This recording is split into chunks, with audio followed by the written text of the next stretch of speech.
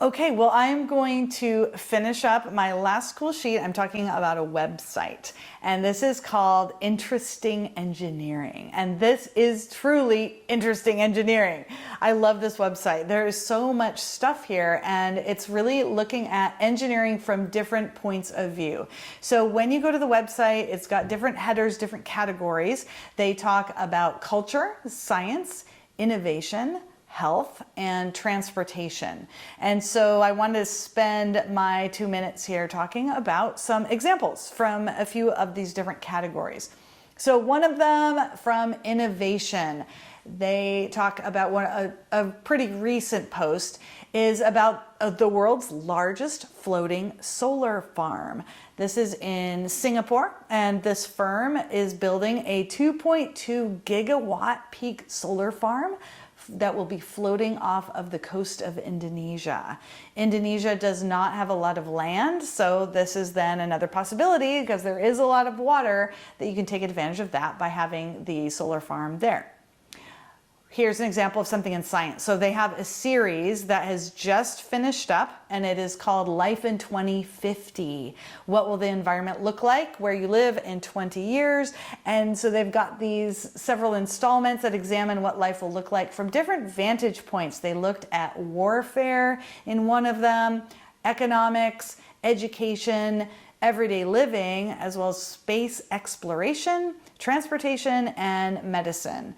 They concluded this whole series by then looking at climate change. And you can look at, depending on where you live in the world, what they expect it's going to be like there, what the environmental problems will be in the place that you live.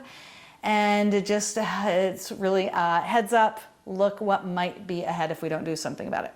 In culture, they talk about companies expanding into space, and do we need to have a new space treaty? All these things that you might not be thinking about are on this website, Interesting Engineering. Whoa, that does sound really interesting.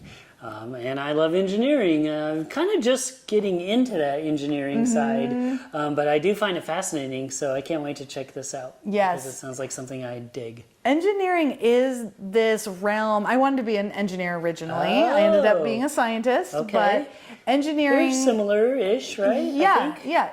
And so with engineering, you're really applying it. So you're taking the science, what's known, now let's solve a very specific problem. Cool. Was there a specific kind of engineering you wanted to do, or just aerospace? Oh, there you go. So the space treaty, that stuff. Well, that makes sense why you love stars and astronomy and things like that. not astrology. Yeah, the other one.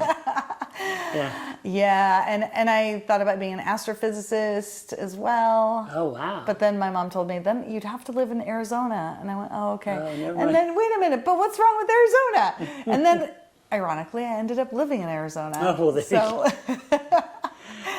I think her point was that I might not be able to choose where I lived because I might need to live near a telescope or something. Okay. So, yeah. Anyway. Or do astrology without a telescope. I do astrology. But I still, as you know, love looking up at the sky. Yes.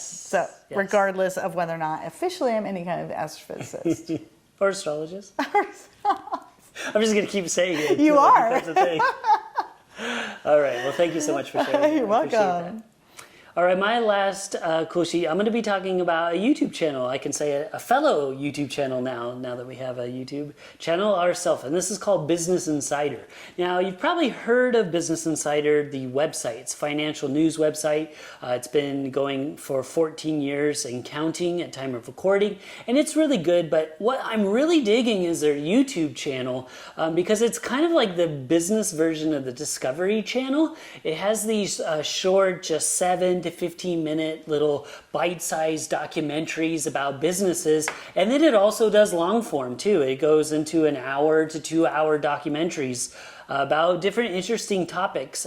So the first thing I usually do when I discover a new YouTube channel is go to the playlist. And the playlist has really cool sections. It has what it takes, so expensive, billion-dollar breakthrough, master your money, world wild waste, rise and fall, that talks about the rise of different businesses, and then also different, not necessarily then the fall, but the fall of other businesses, and maybe sometimes it's both. And then it talks about big business, which doesn't sound exciting. In fact, kind of sounds bad. Like, I don't like, you hear big business, it's the evil corporation, but it's actually a little bit different than that. What I've found, it talks about why the world's most popular banana might go extinct, or how 6 million pounds of electronic waste gets recycled in a month. So these are things that are much more interesting to me. And then silly ones or fun ones, like how 5.5 million Peeps are made for Easter, which is just wild. It talks about the world's oldest hat shop and how it stayed in business for nearly 350 years. So many cool things. Why crash dummies cost over $1 million. So I had no idea that those cost so much. So many good things to check out on the YouTube channel Business Insider.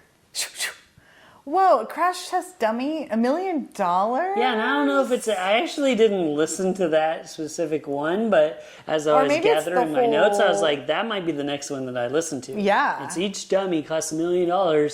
But is it a certain kind? Like, I don't even know. That's what I love about this channel, is there's so many things I have no clue about that you know about, of course. I know about dummies. Sometimes I am one.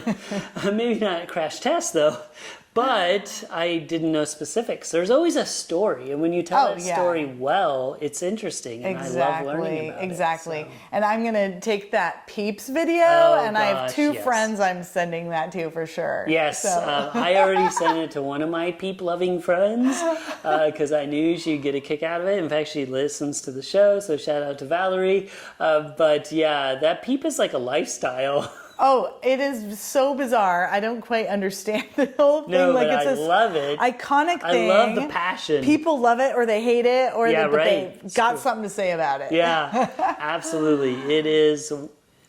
Seems like one or the other. I don't know. I'm a little indifferent, but I love the passion behind it. Oh, yeah. For sure. And I was talking about the empty bowl on last week's episode, and or 2 episodes, I can't even remember, but they talk, there's a Peep cereal. And they talk about the Peep cereal, and then they talk about sounds terrible. They weren't actually big fans, but then they talk about like imitation Peep cereals that are even worse, and imitation Peep cereal. Yeah, oh my like gosh. knockoff brands of of a weird novelty brands. Yeah. I mean, that's why I love that podcast, because it goes so deep into the bowl, as you would. Yeah.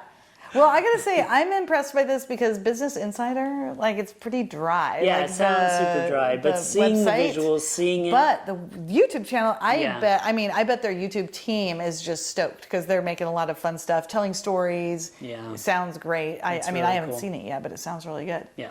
So thank you for telling me about it. You're very welcome. All right, well, and thank you for listening, and we always enjoy making these episodes for you. So please subscribe, please rate, please review our podcast, whether you're watching us on YouTube or you're listening to us on your favorite podcast app. We really appreciate your support. And don't forget to stay curious.